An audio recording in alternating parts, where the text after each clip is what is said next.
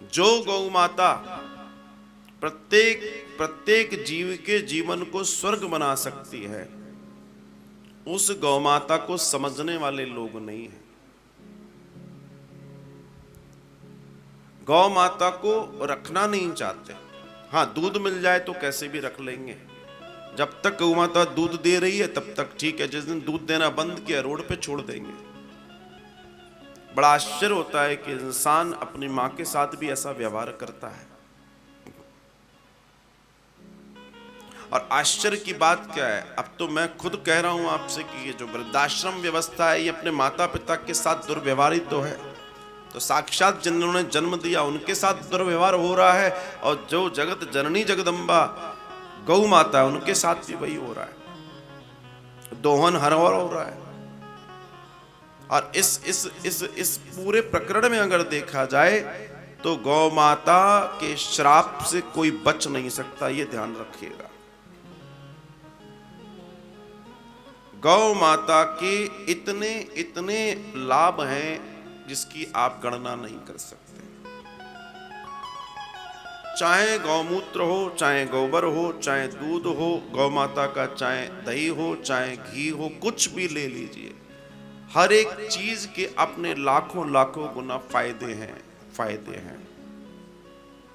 लेकिन दुख इस बात का है कि हम उस बात को समझते नहीं हैं।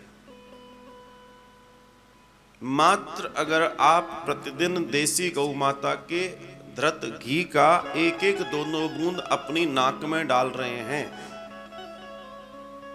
आप देखना आपके जीवन की 80% समस्याएं खत्म हो जाएंगी। मानसिक रोग तो रहने वाला नहीं है।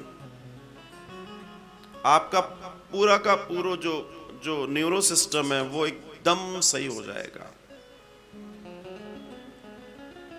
गौ माता का घी जो कोलेस्ट्रॉल, बैड कोलेस्ट्रॉल रहित है,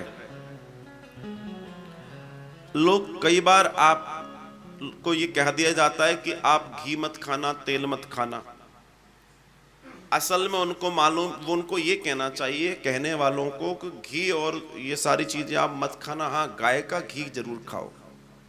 क्योंकि अगर आप गाय का घी खा रहे हो तो उससे आपको 1% नुकसान नहीं होता। आप ये पहले तो ये जान लें, 1% तो नुकसान नहीं है, बल्कि करोड़ों प्रतिशत लाभ है।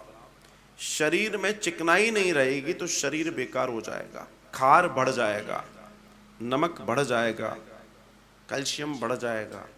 उसका संतुलन कैसे होगा? किसी ने बोल दिया साहब ये नहीं खाना, तो उसका इलाज क्या है? उसका इलाज एक ही है, खाओ 1 से 2 चम्मच आपको देसी गौ माता का घी प्रतिदिन खाना ही चाहिए, प्रतिदिन। अगर आपको निरोगी, स्वस्थ, आनंददायक, स्फूर्ति से भरा हुआ, एक सबसे बड़ी बात है वो आपको स्फूर्ति देता है, आपको एक्साइट रखता है, आप मजबूत रहते हैं, आप हारते नहीं हैं, आप थकते नहीं हैं। ये स्थिति समझ लीजिए आप। तो ऐसी स्थिति को जब आप समझेंगे तब आपको समझ में आएगा गौ माता क्या है। ये वही गौ माता है जो आपको वैतरणी पार कराती हैं। ये टिकट है वैतरणी पार करने का। इसलिए जो समझदार लोग हैं वो अपने जीवन में गौ माता का दान जरूर करते हैं। गौ माता का दान करने का अपना एक नियम है। सबसे पहले गौ माता जो दान कर रहे हो आप, वो गौ माता सुंदर, बहुत सुंदर दिखने में, जितनी सुंदर होगी उतना आपके लिए अच्छा।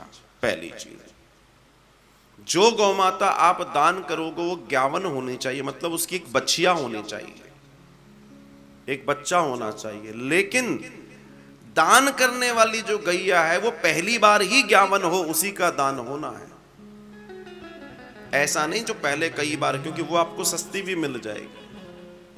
उसका जो मूल्य है, उसकी जो नौछावर है, वो जितनी ज्यादा बार ज्ञावन हो चुकी है उसका मूल्यांकन कम होगा, उसकी नौछावर कम होगा। देसी गौ माता जो पहली बार बछिया दे रही हो, उसको दान के लिए देना सर्वोत्तम बताया गया और वही दान में दी जाती है, सुंदर बछिया। और चूंकि अब वो तो जमाना नहीं रहा, खुद के रहने के लिए जगह नहीं है, तो तुम क्या उनको गौचर भूमि दोगे? तो यथासंभव आप लगभग 1 वर्ष का चारा उनको जरूर दें। दान की महिमा की अगर बात करूं गौ माता की, तो गौ माता जिस भूमि पर, जितनी भूमि पर बैठती हैं, गौ माता जितनी भूमि उनको बैठने में लगती है, उनकी सानी चारे में जितनी भूमि लगती है, उतनी भूमि का दान देना चाहिए। उनके लिए जो रहने की व्यवस्था है, जो शेड है, उतने एरिया का, उतने स्क्वायर फीट के एरिया का आपको शेड दान करना चाहिए। अगर मैं आपको बता रहा हूं, वो आपका अपना है, लेकिन बताना मेरा फर्ज है। गौ माता को जो भोजन खिलाया जा रहा है, जो चारा खिलाया जा रहा है, वो सिर्फ रूखा चारा ना खिलाएं, उसमें मौसम के अनुसार कई सारी चीजें होती हैं, वो डालकर खिलाई जाती है। कुल मिला के एक मां को आप जितना सुंदर खान पान दोगे, वो आपको उतना सुंदर अमृत देगी। सीधी सीधी सी बात है।